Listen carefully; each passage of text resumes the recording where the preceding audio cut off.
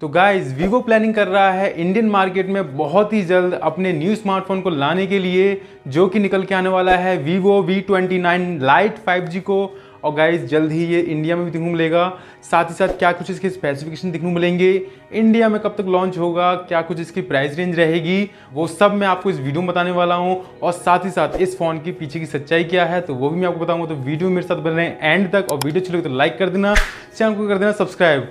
तो गाइज यहाँ पे जो वीवो V29 लाइट है वो एक रिब्रांडेड वर्जन है वीवो Y78 Plus 5G का, जो कुछ टाइम पहले चाइना में लॉन्च हुआ था और यहाँ पे दोबारा से इसे रिब्रांड करके ग्लोबल मार्केट साथ ही साथ इंडियन मार्केट में वीवो लाने की तैयारी कर रहा है। तो गाइज़ यहाँ पे सबसे पहले हम बात करेंगे इसके स्पेसिफिकेशंस की कि क्या कुछ हमें वीवो V29 लाइट 5G में देखने को मिल जाता है। तो चलिए गाइज़ बात करते हैं यहाँ पे इसके स्पेसिफिकेशंस की।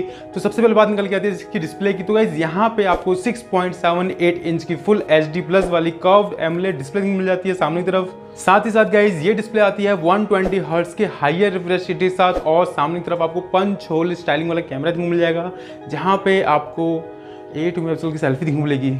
जी हाँ, 8 मेगापिक्सल की सेल्फी थोड़ी कम हो जाती है, समझ में नहीं आता है। कर्व्ड एमोलेड डिस्प्ले है और अच्छा स्मार्टफोन कहा जा रहा है, लेकिन भाई सामने की तरफ अब क्या कहना भाई वीवो का कि यहाँ पे 8 मेगापिक्सल का कैमरा क्यों दिया गया है। चलिए बात करते हैं पीछे वाले कैमराज की। तो गाइस पीछे की तरफ आपको डुअल कैमरा सेटअप देखने को मिलेगा, जहाँ पे जो प्राइमरी कैमरा रहेगा वो रहेगा 50 मेगापिक्सल का प्राइमरी कैमरा, जो कि आएगा OIS के साथ, यानी यहाँ पे आपको ऑप्टिकल इमेज स्टेबलाइजेशन का फीचर देखने को मिलेगा।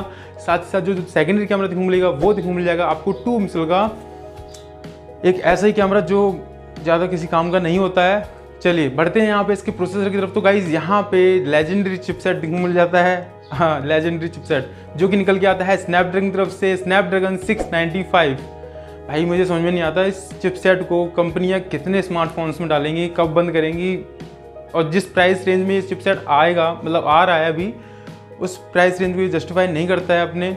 चलिए बात करते हैं यहाँ पे इसकी बैटरी की। तो गाइज यहाँ पे आपको 5000 mAh की बैटरी देखने मिल जाती है, जो कि आती है Type-C की सपोर्ट के साथ, और साथ ही साथ यहाँ पे आपको 44 वॉट का चार्जर भी देखने मिलेगा बॉक्स में। और दोस्तों यहाँ बात करें इसके अदर फीचर्स की। तो गाइज यहाँ पे आपको इन डिस्प्ले फिंगरप्रिंट स्कैनर भी मिल जाएगा, और यहाँ पे आपको 3.5 mm का सपोर्ट देखने को नहीं मिलेगा।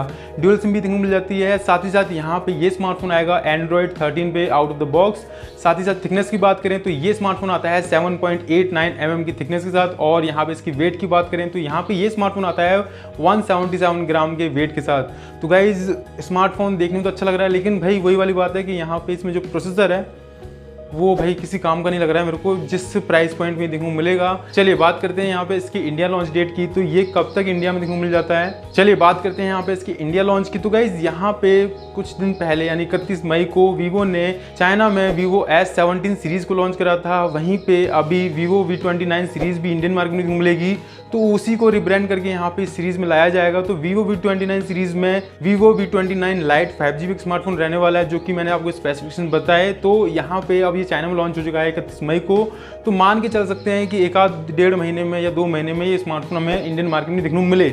चलिए यहाँ बात रही इसकी लॉन्च डेट की, अब बात कर लेते हैं इसकी प्राइसिंग की। तो भाई जैसा ये स्मार्टफोन है और वीवो जाना था है अपनी हायर प्राइस पॉइंट के लिए, तो प्राइस आप समझ चुके होंगे। अगर आप लोगों ने एक्सपेक्ट कर लिया कि क्या प्राइस पॉइंट का देखने को मिलेगा तो मुझे आप कमेंट्स में बताएं।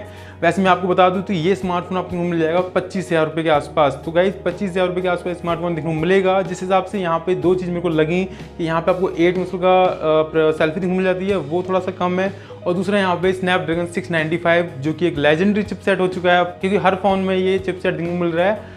तो इस वजह से भाई यहाँ पे इसकी प्राइस थोड़ी सी ज़्यादा हो जाती है, क्योंकि जो स्नैपड्रैगन 695 है ये अप्रॉक्स 15 से लेके 16,000 तक के स्मार्टफोन में देखने को मिल जाता है, वहीं पे ये 25,000 रुपये में देंगे। तो भाई जैसे भी है भाई दोस्तों, जैसे भी है यहाँ पे जब ये स्मार्टफोन आएगा तो मैं आपको अपना रियल ओपिनियन दे दूंगा कि आपको स्मार्टफोन लेना चाहिए या नहीं लेना चाहिए। तो बस दोस्तों वीडियो में यहीं तक था। वीडियो चलो तो लाइक कर देना, चैनल को सब्सक्राइब कर देना, और कुछ अगर आपकी समझ में नहीं आया हो तो मुझे आप कमेंट सेक्शन में पूछ सकते हैं।